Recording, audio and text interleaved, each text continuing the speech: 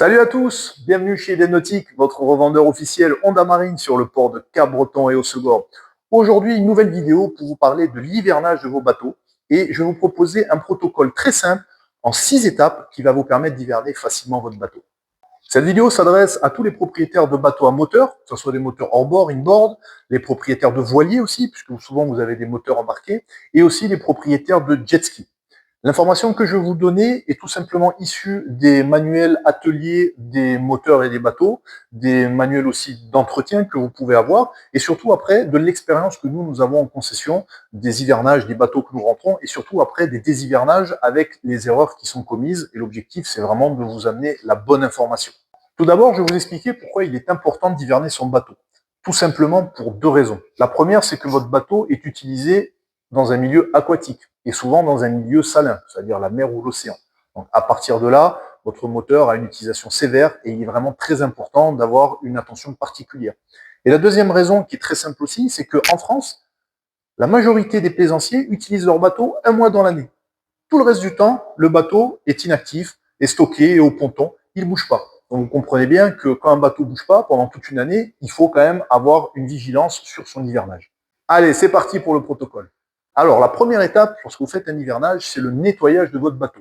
Quand vous arrivez en fin de saison, il faut vraiment nettoyer de fond en comble son bateau. Donc, pour ce faire, vous allez dans n'importe quel magasin d'accastillage, vous achetez un produit nettoyant et vous nettoyez votre bateau. Une fois que tout est bien propre, vous le rincez à l'eau douce et vous le faites sécher.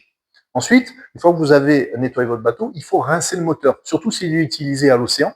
Donc, on fera des vidéos spécifiques à ce sujet-là.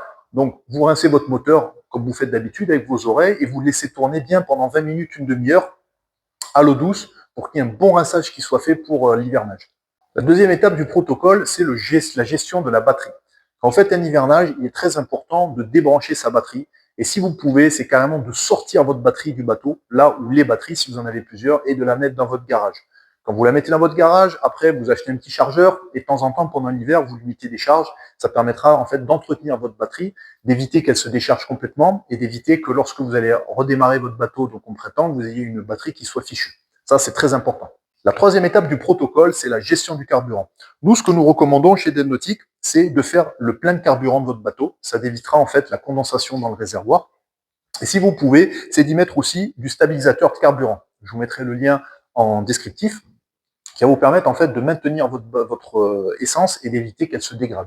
La deuxième astuce que je peux moi vous donner aussi, notamment pour les propriétaires de bateaux avec des carburateurs, c'est de vider vos carburateurs. Pour ce faire, en fait, il y a 2 manières très simples de le faire. C'est soit vous avez une petite vis en fait sous votre carburateur, en fait, vous l'ouvrez et vous allez avoir l'essence en fait qui va sortir du carburateur. Hein, c'est l'essence que vous avez dans la cuve. Donc ça permet de vider votre carburateur. Et la deuxième manière aussi très simple, c'est tout simplement de faire tourner votre moteur, de débrancher l'arrivée d'essence jusqu'à ce que votre moteur s'étouffe. L'avantage de faire ça, c'est d'éviter en fait que votre essence sèche dans votre carburateur et ce qui va entraîner en fait, lorsque vous allez redémarrer, des problèmes de démarrage, des problèmes avec un moteur qui ratatouille, etc. Alors, la quatrième étape maintenant du protocole d'hivernage, c'est la protection extérieure du moteur. Pour ce faire, nous utilisons ce type de bombe, qui est une bombe de protection moteur, je vous mettrai le lien en descriptif, qui va vous permettre en fait de protéger votre tête motrice et de la protéger pendant tout l'hiver contre les problèmes d'humidité, les problèmes de rouille, de grippage, etc. La cinquième étape du protocole, maintenant, c'est la protection interne du moteur. Nous utilisons, nous, en concession, ce type de bombe, qui est une bombe d'hivernage et une bombe de protection interne du moteur, qui permet, en fait, lorsque votre moteur tourne, vous pulvérisez à l'intérieur de l'admission, vous allez avoir donc le produit qui va rentrer à l'intérieur de votre moteur, au niveau des cylindres, au niveau des pistons, et qui va vous permettre, en fait, de graisser tout l'intérieur du moteur, et qui va permettre, en fait, de le protéger pendant les longs mois d'inactivité.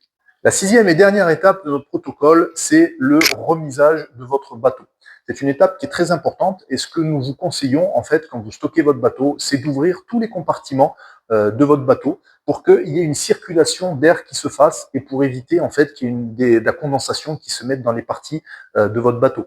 Ça, c'est important. Ce que je vous conseille aussi, moi, c'est de sortir tous les textiles que vous avez, que ce soit les sacs à dos, les voiles, les gilets de sauvetage, les bouées, de tout sortir, de mettre ça dans votre garage pour éviter qu'il y ait de la moisissure qui se mette dessus. Et même si vous avez la possibilité, c'est carrément de sortir votre sellerie. Il y a beaucoup de bateaux, en fait, où la sellerie est uniquement agrafée dessus, que vous pouvez sortir facilement. Ça, franchement, il faut le faire parce que Quand vous arrivez après au printemps, souvent il y a de la moisissure qui se met et c'est pas évident à faire partir. Donc voilà nous ce que nous vous conseillons. Donc voilà pour notre protocole. J'espère que ça vous a intéressé. S'il y a des questions, n'hésitez pas à les mettre en commentaire. On sera un plaisir d'y répondre. Comme je vous ai dit, c'est un protocole de premier niveau qui s'adresse à monsieur et madame tout le monde. Je sais qu'il y a des gens qui me diront, mais on peut faire tout un tas d'autres choses. Évidemment qu'on peut faire tout un tas d'autres choses, mais l'objectif, c'était vraiment de vous amener quelque chose de très simple et très facile à mettre en place. Voilà. Si ça vous a intéressé, n'hésitez pas à diffuser l'information. C'est vraiment fait pour. Envoyez-la à vos amis, à votre réseau, à vos partenaires. On est vraiment là pour ça. C'est vraiment de donner une information. Abonnez-vous à la chaîne parce qu'il y a plein d'autres vidéos qui sont en préparation. Et en tout cas, je vous dis à bientôt chez Edenautique.